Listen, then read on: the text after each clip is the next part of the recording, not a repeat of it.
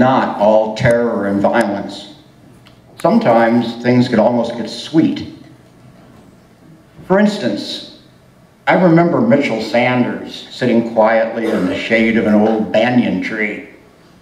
He was using a thumbnail to peel off the body lice, working slowly, carefully depositing the lice in a blue USO envelope. His eyes were tired. It had been a long 2 weeks in the bush. After an hour or so, Sanders sealed up the envelope, wrote "free" in the upper right-hand corner, and addressed it to his draft board in Ohio.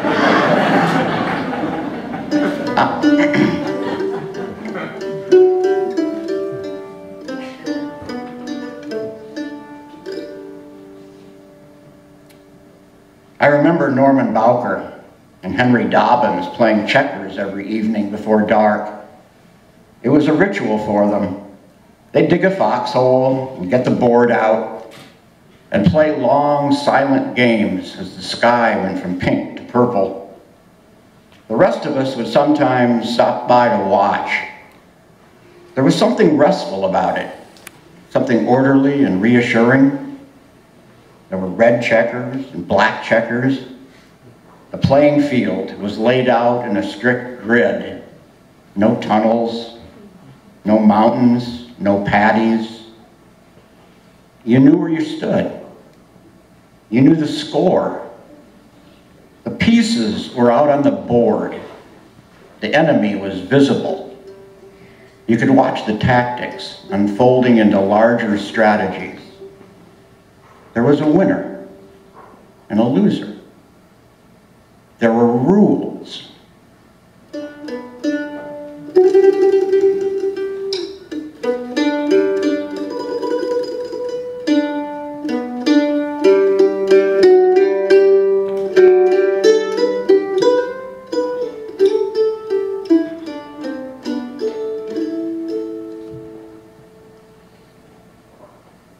I'm in my later years now and a writer, and that war has been over for a long, long time. Much of it's hard to remember. I sit at this typewriter, stare through my words, and watch my friend Kyle sinking into the deep muck of a shit field along a river called the Song Trebon. Or another friend, Kurt Lemon, hanging in pieces from a tree. The bad stuff never stops happening. It lives in its own dimension, replaying itself over and over.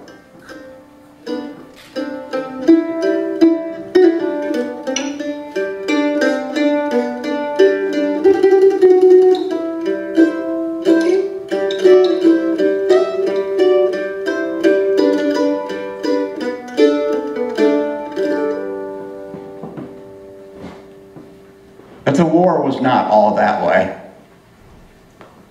It could be sweet, like when Ted Lavender went too heavy on the tranquilizers. "How's the war today?" somebody would ask. And Ted Lavender would give a soft, spacey smile at the sky and say, "Mellow, man.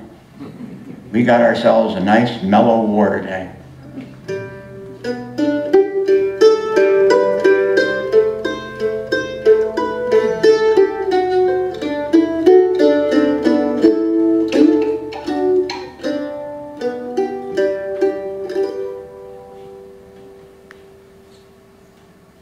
In Vietnam, if you weren't humping, you were waiting.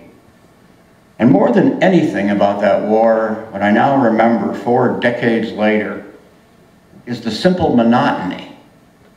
Digging foxholes, slapping mosquitoes, the sun, the heat, the endless paddies.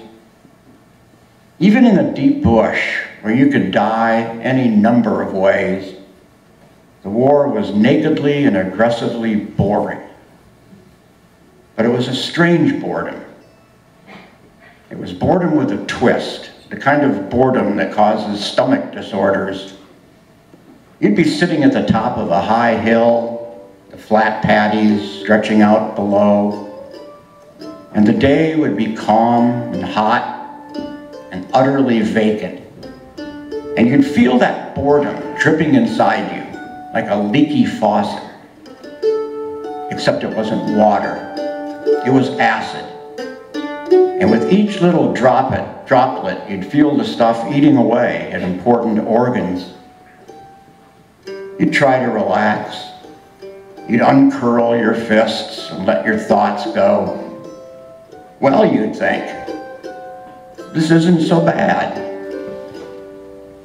And right then, you'd hear gunfire behind you, and your nuts would fly up into your throat, and you'd be squealing pig squeals.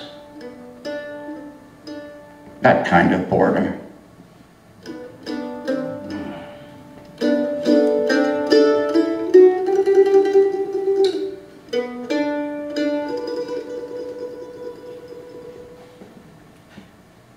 What sticks to memory are those odd little fragments that have no beginning and no end.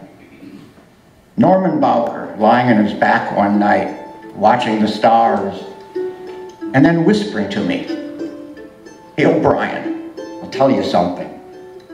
If I could have one wish, anything, one wish, I'd wish for my dad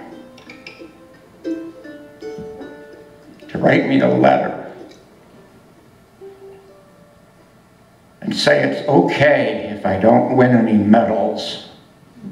That's all my old man talks about, nothing else. How he can't wait to see my goddamn medals."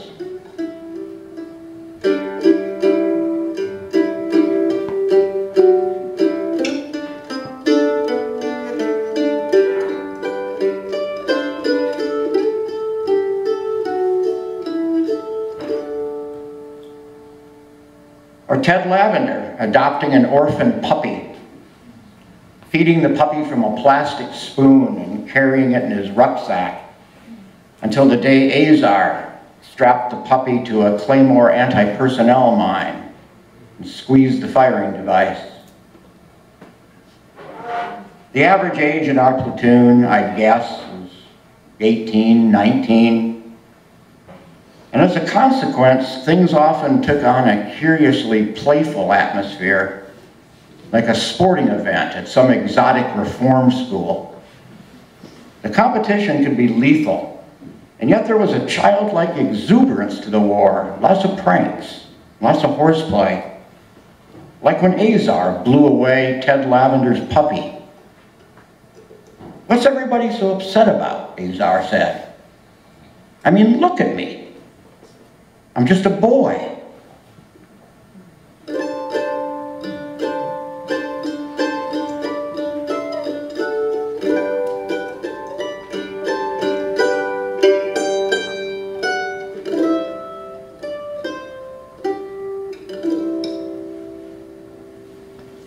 I remember these things too, and I'll just list them for you.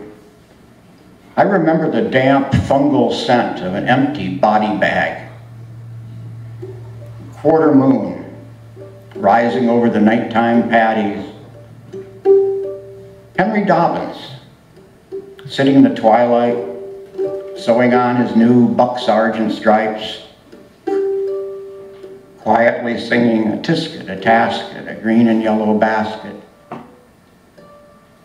A field of elephant grass, weighted with wind. Grass dark and servile, bending low under a helicopter's blades, but then rising straight again when the helicopter went away. A red clay trail outside a village called Mikay. A hand grenade. My hand on the hand grenade. A slim, dead, dainty young man of about 20. Kaya was saying, "No choice, Tim. What else could you do?" Kaya was saying, "Right?" Kaya was saying, "Come on, man, talk."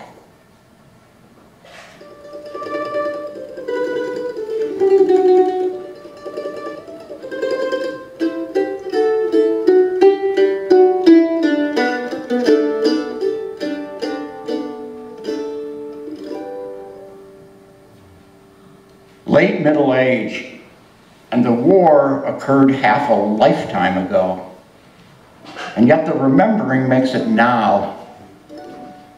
And sometimes remembering will lead to a story, which makes it forever. That's what stories are for. Stories are for those late hours in the night when you can't remember how you got from where you were to where you are. Stories are for eternity, when memory is erased, when there is nothing to remember except the story.